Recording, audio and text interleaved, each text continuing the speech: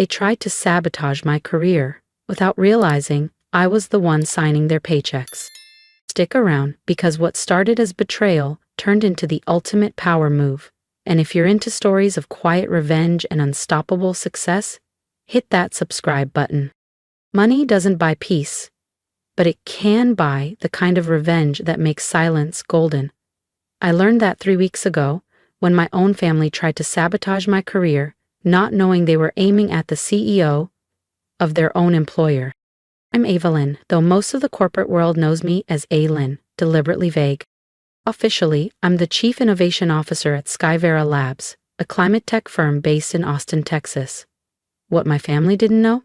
As of this spring, I quietly became Skyverra's majority shareholder, using a multi-layered investment arm I'd started back in my early 20s. It all started 16 years ago. I was a first-gen college kid, coding late nights in a cramped NYU dorm while double minoring in environmental science and computer engineering. Meanwhile, my older sister Jasmine dropped out of business school and bounced from one network marketing scheme to another. "She's just trying to find her path," my dad would say. "You've always been the stable one." Stable didn't mean supported. I waited tables, built early software prototypes from scratch, and pitched in underground startup meetups no one took seriously. Jasmine?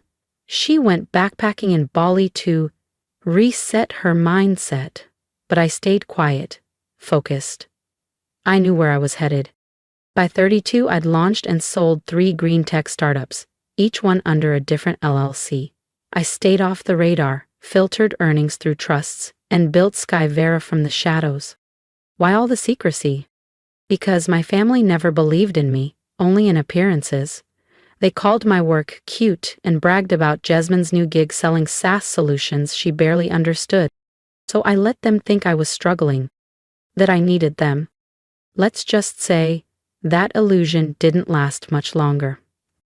Meanwhile, I was executing my masterstroke, a stealth acquisition of Skyverra Labs, the company I'd quietly worked at for just over 14 months. The firm was undervalued, but loaded with untapped potential. Through a careful weave of holding companies, blind trusts, and offshore entities, I gained controlling interest without a single name linking back to me. So when the board promoted me to Chief Innovation Officer, they thought they were appointing a brilliant but obedient strategist. They had no idea they were handing the title to their new owner. Jasmine's reaction? Oh, it was delicious. "Wow, must be nice to catch a lucky break," she smirked at Sunday dinner. "Just don't let it go to your head. Running a company isn't like building little science apps in your apartment." Dad gave a tight smile. Mom, never missing a beat, added, "Maybe Jasmine can give you some pointers. She's led sales teams for 3 companies now." I nodded, sipping my tea. "I'll definitely consider it," I replied with a smile. What they didn't know? That acquisition agreement was already sitting in my encrypted home safe. But Jasmine couldn't stand being eclipsed. She'd spent years being the spotlight child, charismatic, confident, the one with the real job. I was the quiet one with too many degrees and too little visibility. At first, she just showed up at Skyverra for lunch with department heads, masking her visits as sisterly support. I watched from my office as she laughed with senior staff, casually suggesting I was under a lot of pressure and still learning the ropes. Then came the anonymous reports. HR flagged complaints questioning my qualifications, alleged fake credentials, and mysteriously missing coursework. It was all fiction, easily dismissed, but the intent was loud and clear. "I'm only looking out for you," Jasmine purred when I confronted her. "You know how it is, these companies love promoting women fast, quotas and all." She leaned in as if sharing a secret. "I'd hate to see you fall apart in front of everyone." I let her keep going, curious just how far she'd push. That answer came yesterday, hand-delivered to the board. A sleek, damning folder filled with forged evidence, bank records, emails, false timelines, claims of embezzlement, insider trading.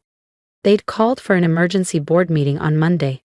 Jasmine must have heard something from her sales team grapevine, because at dinner last night she was practically glowing. "The board wants me present tomorrow," she said, barely containing her smugness. "Sounds like there's going to be a big shakeup at the top." Mom clapped her hands. Dad raised a glass. Neither asked why I wasn't invited to this mysterious meeting about my own job. But what they didn't know? I had spent the entire night putting together a dossier of my own, documenting every manipulation, every whisper campaign, every forged detail Jasmine had tried to weaponize against me.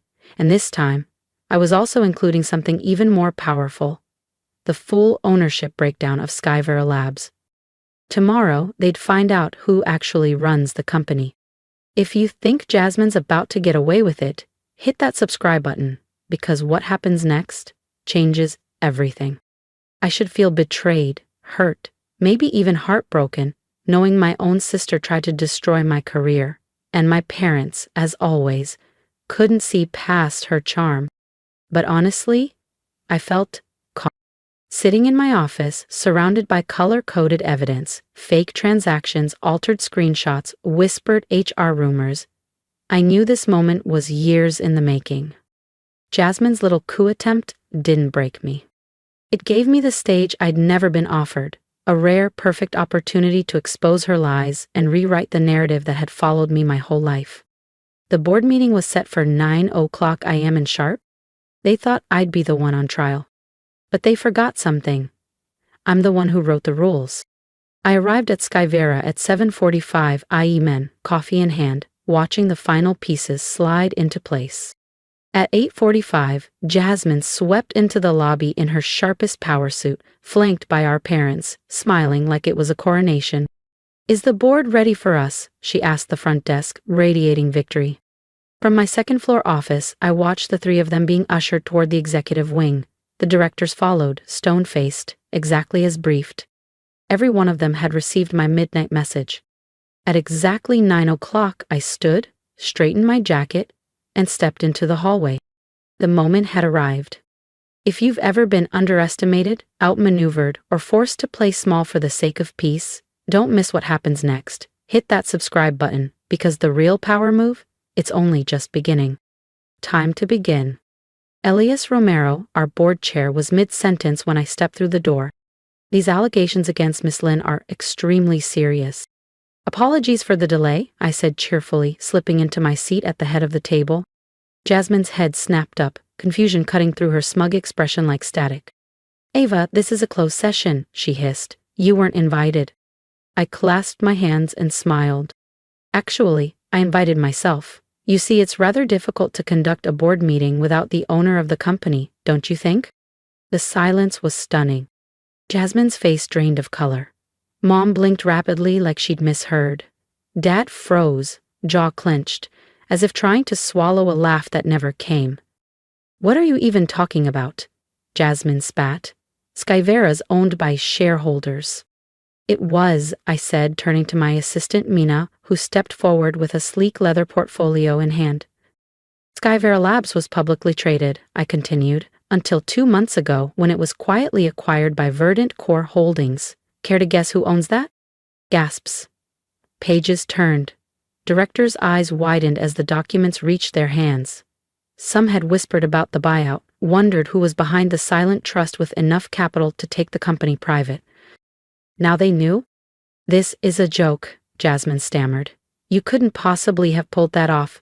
You're just a coder? Just the quiet one? Yeah, I've heard it all before," I said with a practiced smile. "And you've said it enough times." I turned to Mina. "Would you mind?" She tapped her tablet. The room filled with Jasmine's voice, calm and cutting on a series of audio clips. "She's not cut out for real leadership," Jasmine whispered in one. "She's smart, but she crumbles under pressure. The board will see that soon enough." Another recording crackled to life. "Honestly, she's only in that role because of diversity quotas, if we're being real." The temperature in the room dropped. No one moved. And just like that, the narrative began to unravel, for her, not for me. "Have you noticed any irregularities in her department's finances? Might be worth a closer look." Each whisper, every strategic manipulation, every planted doubt, now playing back in surround sound like a perfectly orchestrated downfall, only not mine. Jasmine was visibly sinking into her chair, her confident posture unraveling as the recordings echoed through the boardroom. Her face, once smug, had turned pale. The directors sat still, their expressions unreadable. "And then there's this," I said, holding up a thick envelope, the same one she'd anonymously sent to the board. Inside, falsified spreadsheets, forged emails, a fabricated case built on desperation. Attempted character defamation, falsified misconduct, intentional sabotage of executive leadership, I said evenly. "Did you really think no one would verify a single claim before acting?" I was protecting the company," Jasmine stammered, voice cracking. "You're not qualified. You've always been the quiet one, the background character. You're not the one who deserves to win," I finished softly. "No, Jasmine, I'm the one who earned the right to lead. And now, I'm the one exposing you for manipulating internal perception, compromising board integrity, and risking this company's future." Mom finally spoke, her voice fragile. "Surely, you're not going to destroy your own sister's life over this? Like she didn't try to destroy mine?" I turned to face her. "Like you didn't show up expecting to watch me fall?" Dad raised a hand halfway. "We were just here to support Jasmine." "No," I said, locking eyes with him. "You were doing what you've always done, betting on the wrong daughter." I turned back to the board, standing tall. "I apologize for the dramatic nature of this meeting," I said, letting calm control my voice. "But I needed everyone to fully grasp what's at stake. Ms. Jasmine Lin has breached ethical and legal boundaries in her effort to remove me from my position." I paused, letting the words settle. "She didn't just come after me, she endangered this company's reputation and regulatory standing." Elias Romero cleared his throat. "Miss Lin, what would you like the board to do?" I sat again, folding my hands neatly. "First, I request that the board formally dismiss all allegations against me, based on verified evidence and internal review. Second, I move for immediate disciplinary action against Miss Lin for misconduct. I also request that a formal letter be sent to Jasmine's employer," I said evenly, "detailing her misconduct, complete with audio files, fabricated evidence, and her attempts at corporate sabotage. Her actions should follow her professionally." "You can't," Jasmine gasped, her voice thin and shaking. "You'll destroy my career." "Like you tried to destroy mine?" I asked, voice calm, yet razor sharp. "The difference is I have proof, real documents, real recordings. You had forged spreadsheets and hope." I turned back to the board. "Finally, I request that Jasmine Lin and both of our parents be permanently banned from Skyverra Labs property. Any contact with staff or interference with company operations will result in immediate legal escalation." "Ava, please," Mom cried out, mascara streaking down her cheeks. "We're family." I gave a quiet, bitter laugh. "Family celebrates your wins. Family lifts you when you're low. Family doesn't try to erase your life's work out of jealousy." I slid one final folder across the polished conference table. "This," I said, "is the acquisition agreement for my first climate tech startup. I sold it for $50 million, 0 cents, when I was 27. The second? $180 million, 0 cents, 2 years later." I looked at Dad. "I could have bought that country club membership you always wanted. Could have paid for all those lavish vacations you handed Jasmine like gold stars. But I didn't." Aha. They stared at the pages, stunned, watching the numbers crumble, every story they told themselves about who I was. "I stayed quiet," I said, "because I wanted to see who'd stand beside me when they thought I had nothing." I glanced at Jasmine. "You all failed." She looked pale. "You're ending my career," she whispered. "No," I replied. "You ended it the moment you tried to sabotage mine. The only difference is you actually did the things you're being accused of." I gathered my folders and stood. "This meeting is officially adjourned," I said, nodding to Elias. "Please ensure the record is secured." Then I turned to them. "Jasmine? Mom? Dad? Security will escort you out." "Wait," Jasmine called, her voice breaking as I reached the door. "Please, I was jealous. I couldn't stand that you were finally winning." Her voice trembled. "We can fix this, can't we? We're still family." I turned back one final time. Do you know the difference between us, Jasmine? She looked up, her eyes glassy, the last remnants of pride dissolving. When you thought I was struggling, you pushed me even lower. When I was thriving, I stayed quiet, just so you wouldn't feel small. I exhaled. That's the difference between real success and the game you've been playing. The weeks that followed were revealing.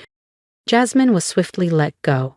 Her employer wasted no time once they reviewed the audio clips and documented proof. Word of my ownership at Skyverra Labs spread beyond our boardroom, and suddenly the same social circles that once worshipped my sister began whispering my name instead. My parents left teary voicemails. Jasmine sent handwritten letters. Her therapist even emailed, assuring me she was taking accountability. I archived them all. 3 months later, I was wrapping up a late strategy session when Mina buzzed in. There's someone here, says it's personal. It was Jasmine, but not the polished, camera-ready Jasmine I'd always known. She looked smaller, worn, her designer wardrobe replaced by a plain blouse and jeans. No glitzy jewelry, no performative confidence. I'm not staying, she said, holding up a hand. I just needed to say something. She stepped forward and placed a manila envelope on my desk. This has everything, old passwords, contacts, everything I used while trying to sabotage you.